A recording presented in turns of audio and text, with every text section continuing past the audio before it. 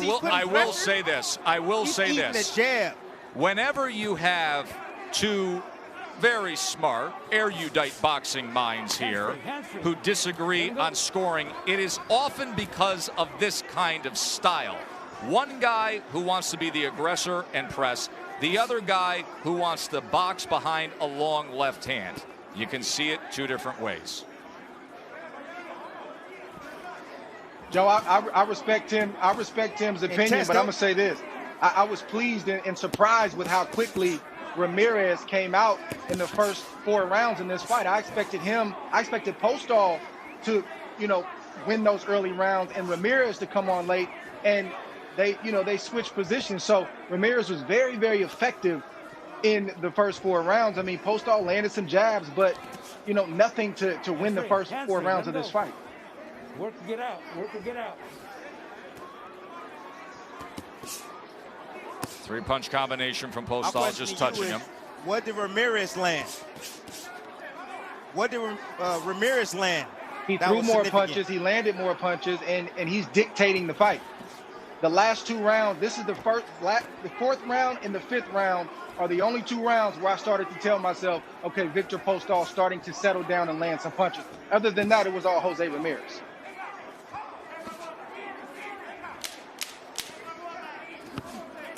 Tried to come over the top with that right hand. There's that. There it is. Halfway point with the WBC and WBO, the unified junior welterweight belts on the line. Let's listen in. Turned on where the fight stands here at the halfway mark, rather than actual fight strategy and instructions. And you could hear the concern in the voice of Garcia. Don't give away any more rounds. You have to win these rounds clearly right now. Garcia's saying that because he knows Postol, and he knows that he's the type of fighter, especially at this stage in his career, where he'll be as good as you allow him to be. And you don't want to give an old cagey fighter with a lot of experience any extra confidence to feel like he not only belongs, but that he can win the fight.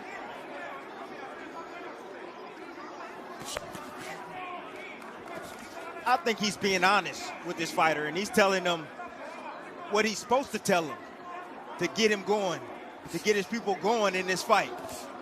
You can see the intensity now. The tempo has picked up for Ramirez. He's looking to land more often now. He's not just sitting in front waiting.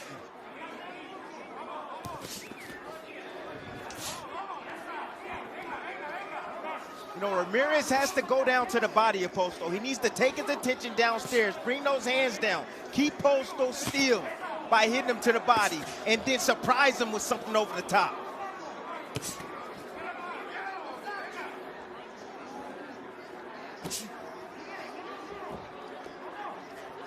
Again, that right hand is available for Ramirez. Short shot, left hand from the champ.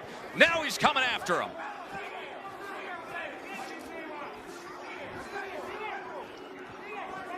It's a short left hand on the inside from Ramirez that gave him an opportunity. One offensive surge. And now a jab that's effective, snapping back the head.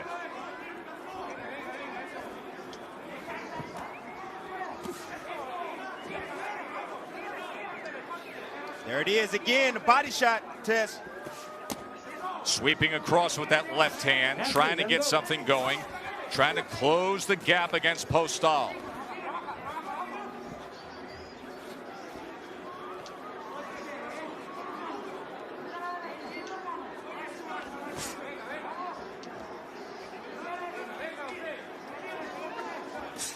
Postol definitely got buzzed with that left hook, but overall, I think he took the shot pretty well. He took it well, but the biggest punch of the night so far landed.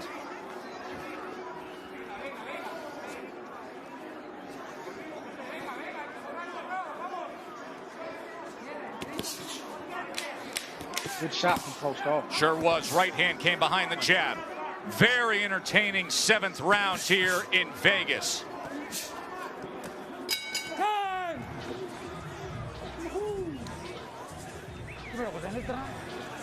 Tim, take us through that left hand from Jose Ramirez. Beautiful left hand right here from Jose Ramirez. Just letting his hands go, just listening to Robert Garcia. Great instructions in the corner. You know, if you let your hands go, trust me, something's gonna land. But that was a nice short left hook right there underneath the chin of Postol. Postol was trying to get back, and where did his back hit? The ropes. He had nowhere to go. Great job closing the distance on Postol, and Ramirez landing that lethal shot right there that caused damage and wreaked havoc on Viktor Postol. And then he chased him down and split the guard with a 1-2. Okay. But then Postol steadied himself, came back late in that round. But in that 7th round, Jose Ramirez was able to land 13 power punches. And that is his high output of the night.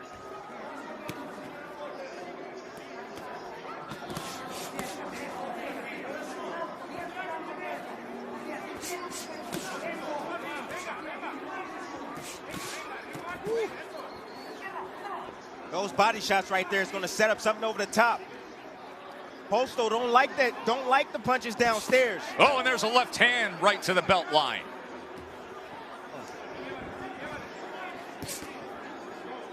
Let's check in with Bernardo. Ramirez has now found his rhythm. Freddie told me, look, I need him to sit down on that 1-2 more. We see that he's coming on. We cannot allow him to bully him into the ropes. So he's got to throw right up the middle. Got to keep him honest. If you're Postol, you absolutely have to throw that right hand. Round 8. Unified World Championship on the line, and there's another shot by Ramirez as he hits the gas pedal again, and then Postol gets out to safety to the middle. Those quick bursts from Ramirez, they've been effective.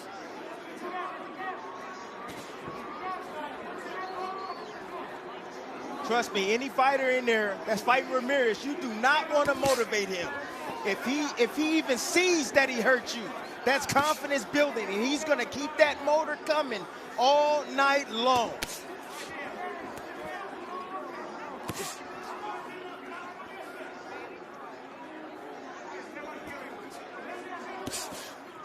The scouting report for most Eastern European fighters, not all, but most, are great boxers, traditional stance, not a lot of bend in the knees, and just good short jabs that they don't telegraph. They just stick it out there, but they don't have an inside game. That's not how they were taught. Ramirez needs to take this fight inside as often as possible because Postol is crafty enough to make this thing ugly, like I've been saying, and to possibly sneak some shots in of his own.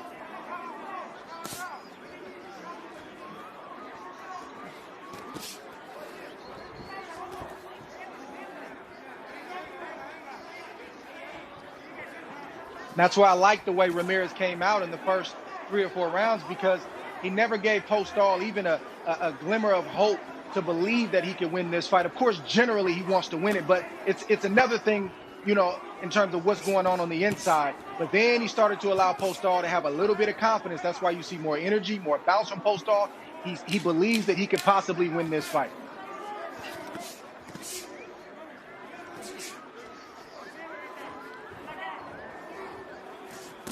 Things have clearly changed after that 6th round when Robert Garcia had that talk with Jose Ramirez. Another warning from Russell Mora. 7-time Trainer of the Year, Freddie Roach, sending out Viktor Postol for round number 9. The former WBC junior welterweight titleist who won the belt back in 2015. Here he is 5 years later, trying to take 2 belts away from the undefeated Jose Ramirez. Ramirez right now has a 96-91 connect advantage. More effective when it comes to the power punching. Clearly we've seen that on the inside. He has thrown 195 power punches, landing 70. Now that up jab finding its target. Bernardo, what is Robert Garcia saying now after a couple successful rounds?